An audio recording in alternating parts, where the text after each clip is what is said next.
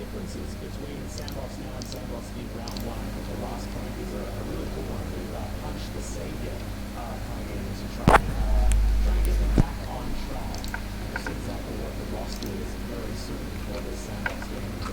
They haven't looked better, even though I don't necessarily feel like in-game it's been entirely jungle difference that's been helping them out. It's something that's obviously changed. I think the makeup of the team has been the adjustment that it needed.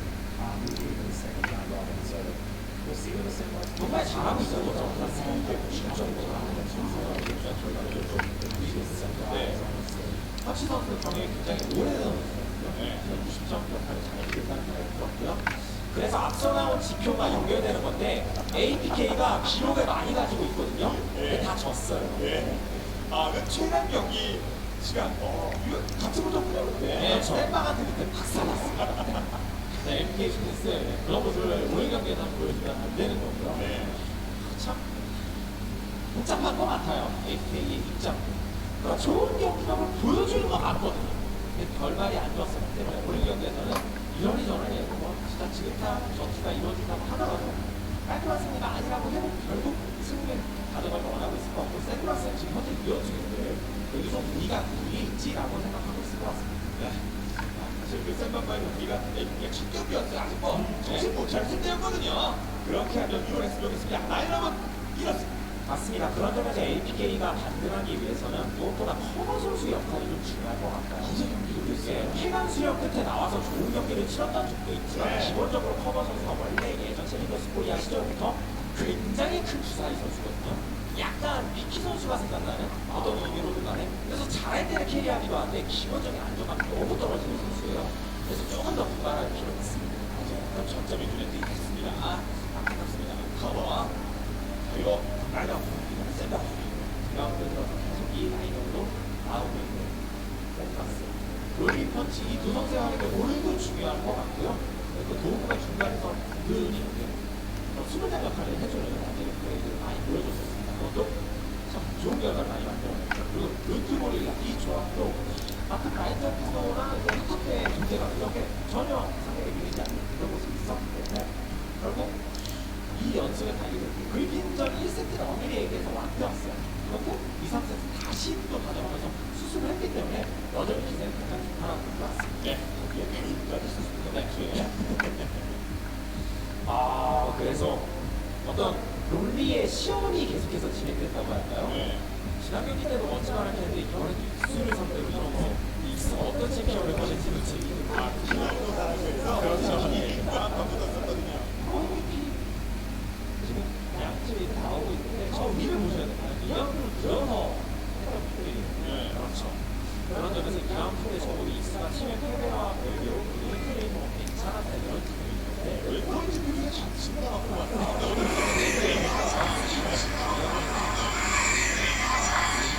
이 라운드에서 솔킬이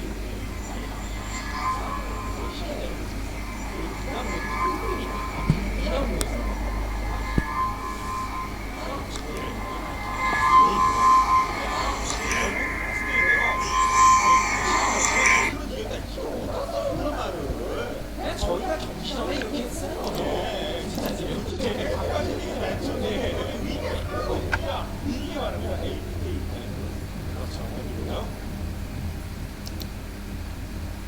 그래서 약간 비슷한 양상의 맵픽이 나오고 있는 가운데 그나마 APK도 재밌는 픽을 쓰는 게 하나인데 오늘도 그런 걸 준비해 왔을 때 Vâng, và sau đây là màn cấm chọn của APK và SB.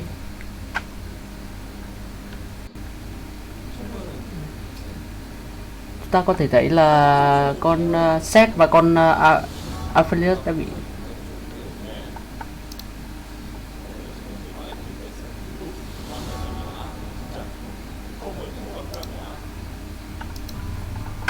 나가게 간다면 여전히 또 세나오고 그런 픽이 나오거든요.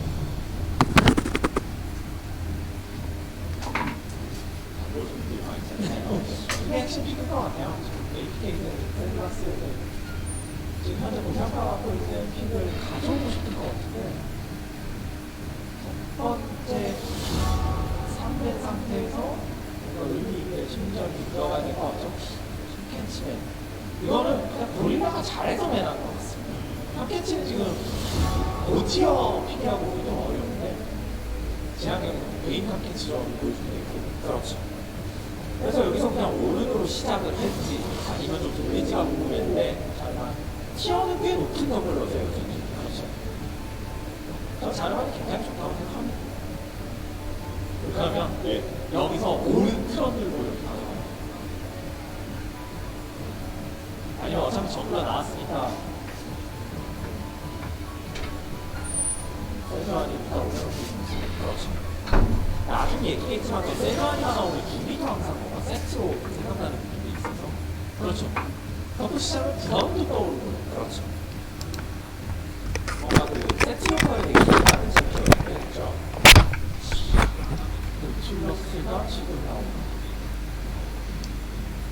이거 믿고 할 생각 아니면 뭐 상대가 믿고 잡으면 에너지가 할 가능성이 또 있다고 판단하고 어쨌든 확정 CC 있으면 좋다라고 지금 판단하고 샌드박스가 지금 노틸러스를 올려놓은 것 같은데 미드 갈지 서포 갈지는 좀 더 지켜봐야 됩니다. 네.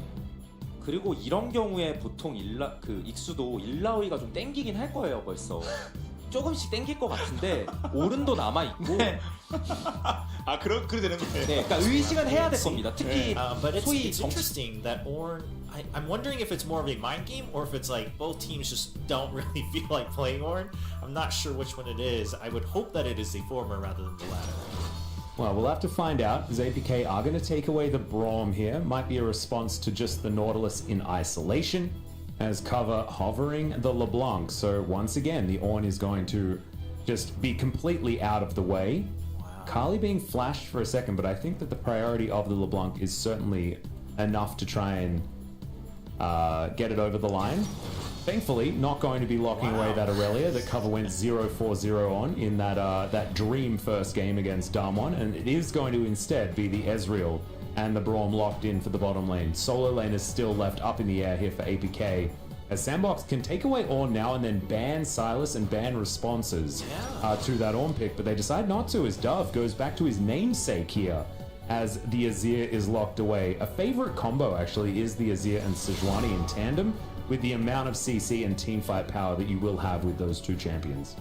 Yeah, of course. I mean, I think the Azir, you know, for the side of Sandbox makes sense, given just how the ban pick has gone so far. But again, very curious about the Ornn. Now with APK, this obviously puts the message out that they're really just concerned about prioritizing their solo laners, making sure that they can get an edge, just trying to get a read. Now they do have the read on the mid lane, so that's opened up for them, and potentially also saving that top lane for their last pick as well for Ixu. Seeing if they can get ahead in laning phase is what I'm getting. LeBlanc being banned out after the hover there. Of course, they don't want to leave that open.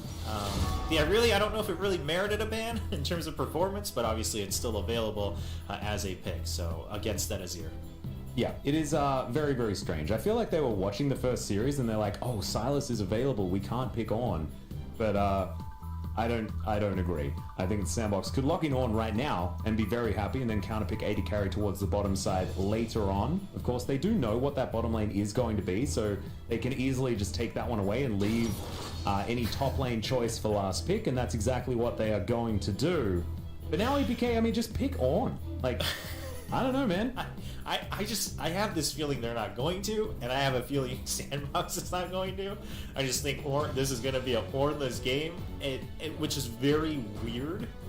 It just, like, I think Ornn's one of those champions that it doesn't matter if you're not the greatest at it, right? And it doesn't. Yeah. And he can offer so much regardless of composition. Obviously, there are certain cases where he fits a lot better, but he can just offer so much, given everything he can do, including obviously augmenting those items. So this is very, very interesting. The Zoe obviously has been very powerful in the recent matches, so not surprising to see that coming out, especially with a little bit more range to deal a lot of poke damage against some of these champions that need to come in. And there's the Ornn, finally, for Ixu. Very weird that it took that long. Yeah, absolutely. It's an understandable pick up there, but the fact that it was picked at blue 5 is just insanity. As there's a bit of a crash in the background there. Just ignore that one, guys. It's okay. My kitchen is exploding, but that's because obviously whoever's behind me is upset that the Aatrox into Ornn matchup is once again happening. And in fact, my girlfriend, she just shut the door. She's like, I do not want to see this Aatrox versus Ornn garbage again. I just can't. What baffles me is that it took us that long to see the Ornn, and at the end of the day, it was just this Ornn Aatrox matchup. Like, there was nothing special about it. No one had any hidden cards or any surprises. And so I'm not really sure how we have to read, the thought process here, but it definitely seemed like there were some other priorities, as tends to be the case actually when you get to kind of the bottom rank teams in a lot of leagues, right? Because there's just more comfort picks and other priorities that you want to shut out and try to get an edge. So that's the only way I can explain it. Outside of that, I mean, obviously Ornn's going to be that powerhouse in that top lane once again. Jarvan's just been able to be much more active around the map. I think Sejuani's still, personally, in my opinion, a little questionable, given what she's able to offer. I mean, the team fight prowess will never change. But compared to kind of the tempo that the game seems to be taking these days, I am a little hesitant on giving the edge there for Sejuani. And I think the damage also coming in from Zoe and Ezra with the poke should be able to keep a lot of Sandbox at bay. If it goes really late, yes, Azir and Caitlyn will be able to shred through a lot of the front line even, but will it get to that point? I don't know. Yeah, we'll have to find out as we get onto the Rift here for game number 1. I feel like APK's draft, if you take the nameplates off, looks just way better than what Sandbox have available to them. I don't know how they managed to get it, because the Ornn should have been first rounded, and then things like the Jarvan should have been taken away. But, you know, sometimes you just win, and it's totally fine. But we'll have to see what happens, because Sandbox are the team on the winning streak so far, and that feels like they had shored up some of their issues in round 1. But still, after a draft like that, I don't know what to expect, because just going in for a red 5 Aatrox surprise pick into the full 5 of APK is just weird. Yeah, especially the entire composition as well, not just the Ornn. It does seem weird. I mean, and we've seen it, right? We've seen it a couple times, and it hasn't really spoken for itself yet. So I'm not entirely sure. Looking at the runes here for the Caitlyn.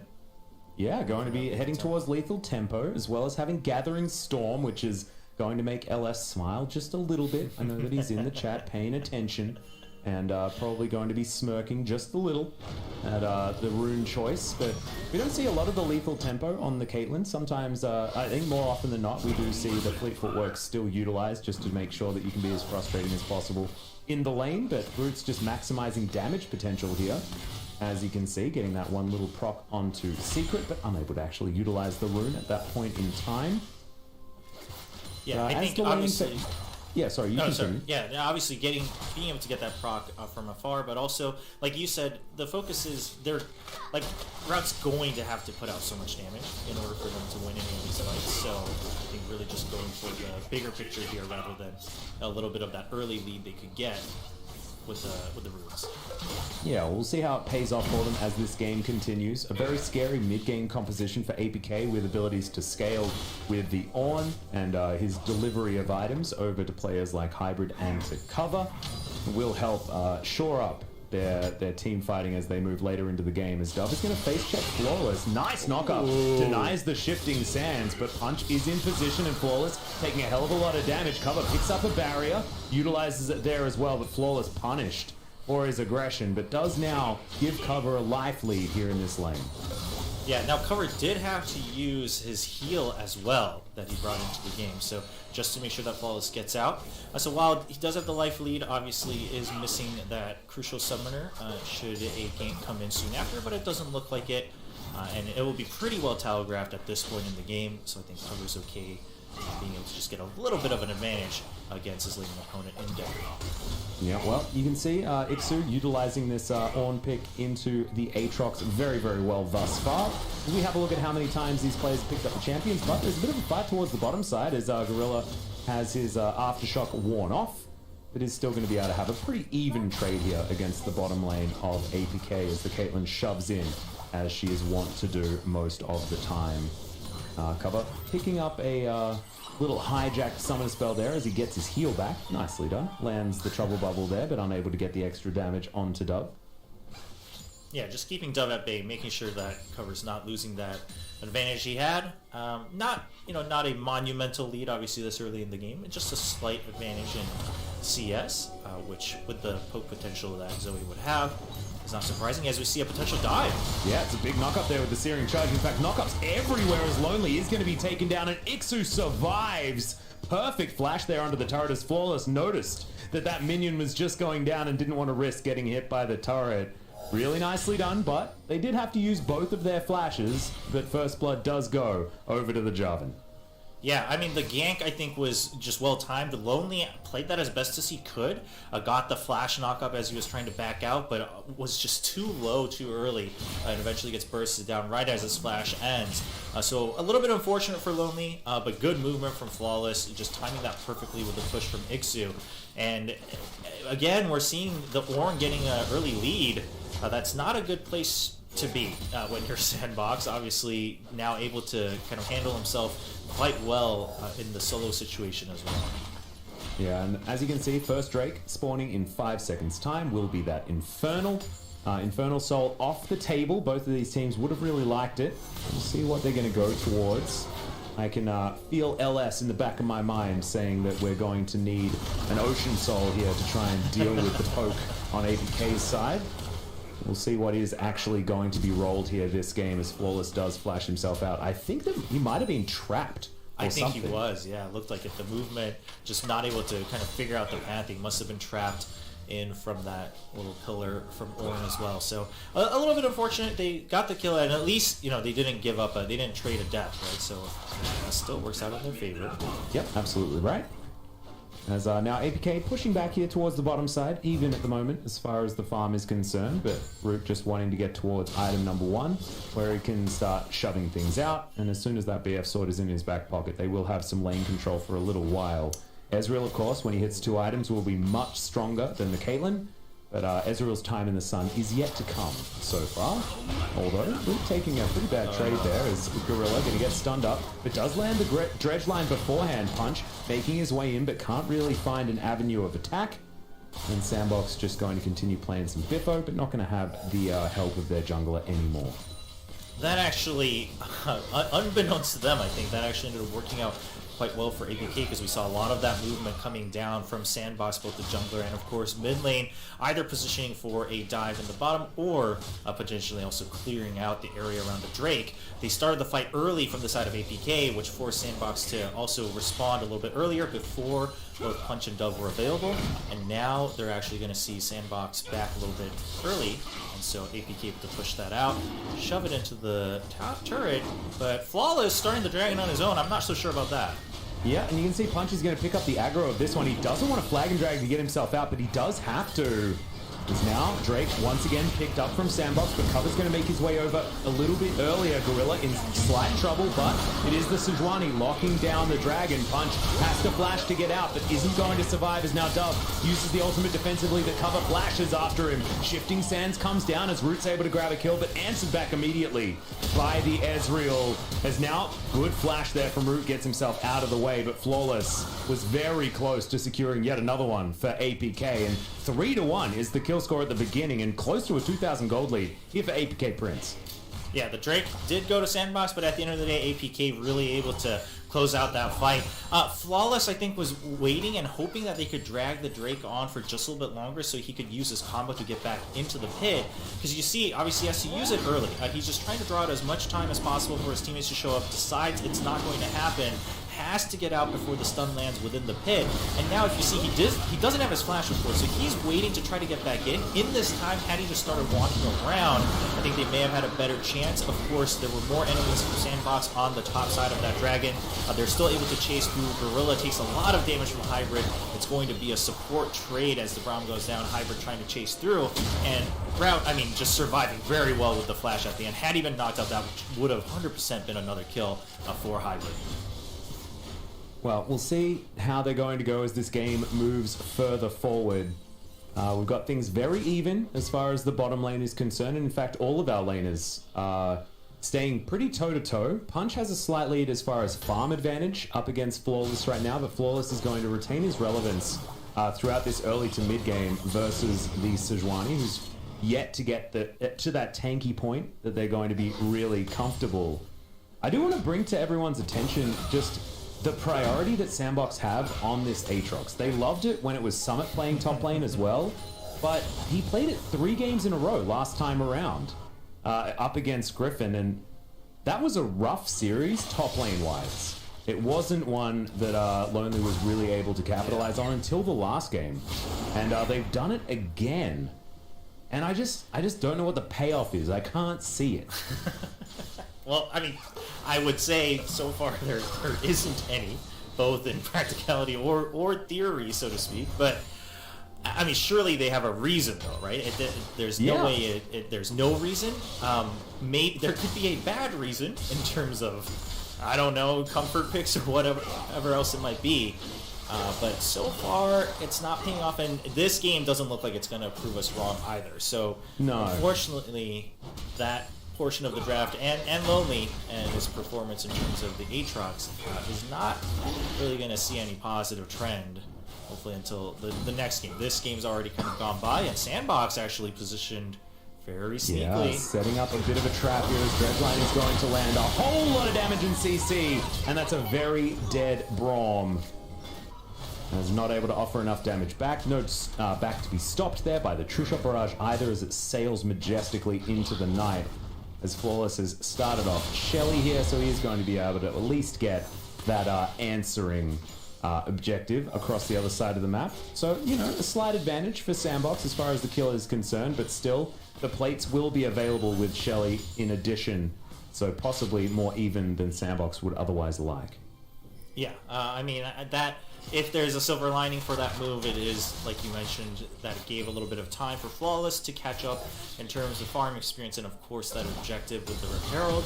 And so APK, I mean, you know, they're still holding on to not a big lead, but a lead nonetheless, a little bit from that early fight near Drake. And now that they have the Herald and the first Drake going to Sandbox, they should be able to continue to widen that lead. I mean, you see this damage, that's through the shield that Braum puts up. So it's just so much damage coming in. And on top of that CC, like you said as well, Braum just didn't move an inch after he was stopped the first time.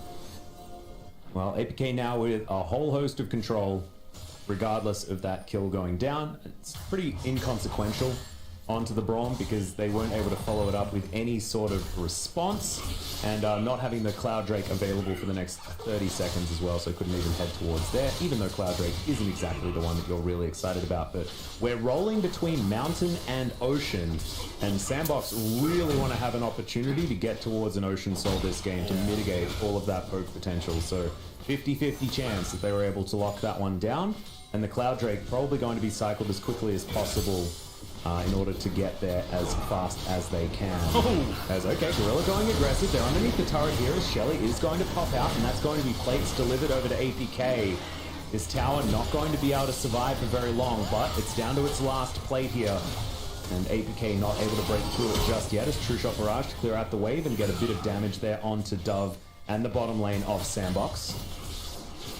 Yeah, Gorilla tried to get that easy dredge line onto Jarvan as he was trying to channel the Herald.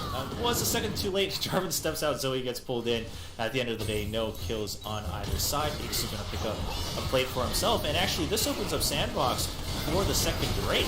We got a bit of a fight for it though as APK come down. We do have Ocean Drake coming through next. Great news for Sandbox, but this isn't. A huge Ornhorn will get the stopwatch out of Gorilla, but he's not going to survive it. As goes Golden does Flawless. He's going to survive this time. But APK answer back with their team fight, and we'll see whether they can continue to move on and grab all 4 of these Ocean Drakes away from Sandbox as well, because Sandbox getting the Drake is actually pretty good news for these guys, moving towards an early possible Ocean Soul, which could save them. Yeah, the Ocean Soul, like you mentioned, is so important, especially for Sandbox, but really, and that means for both sides as well. So APK now able to stack it up all the way. Sandbox, of course, just getting that Drake for the gold and to cycle it through to this Soul. So they're successful in doing so, but despite having what seemed like an advantage in that objective, they're not able to stand up in the lead of gold, especially with the turret plating. And you see here again, they're trying to funnel out. The Ixu teleport comes in perfect timing, gets a triple knockup, and then the Jarvan, not able to lock someone down within it, but within the Cataclysm, but actually locks Gorilla out of the rest of the team, able to secure at least 1 kill for APK. Yep, and Cover using like 5 summoner spells in a row right there, picking up like a Zhonya's and then a flash and then a heal and then all sorts of different stuff. But that was after the team fight was over, as damage dealt out from Hybrid certainly working out. And I'm glad that we had that chat with we did yesterday about Hybrid, because he's a bit of a fan of this rookie 80 carry on the side of APK, and it's good to see him performing, especially after that conversation was had, because this guy does have a level of aggression that a lot of our other 80 carries don't necessarily have here in the LCK, and the levels of aggression is something that we really do welcome here, because things can be a little bit slower. So we'll see whether he continues to push his foot down on this Ezreal, as now they're transitioning to try and take down this top outer turret. A lot of damage there as Secret able to layer over his concussive blows. True Shot Barrage is going to soften up this minion wave and finds Gorilla there in the back line. So some scouting as well as some damage. Yeah, Sandbox responding very well, noticing that the swap came in, and of course a potential dive as well. So Lonely's going to survive. He is going to continue to go back. I think they realize that most people have backed off. But Flawless actually deep in the enemy jungle. Yeah, he will be able to find Punch here as Cover's over to the side. He has himself a proto belt, a lot of extra damage there onto Dove, but the trouble bubble, in arms onto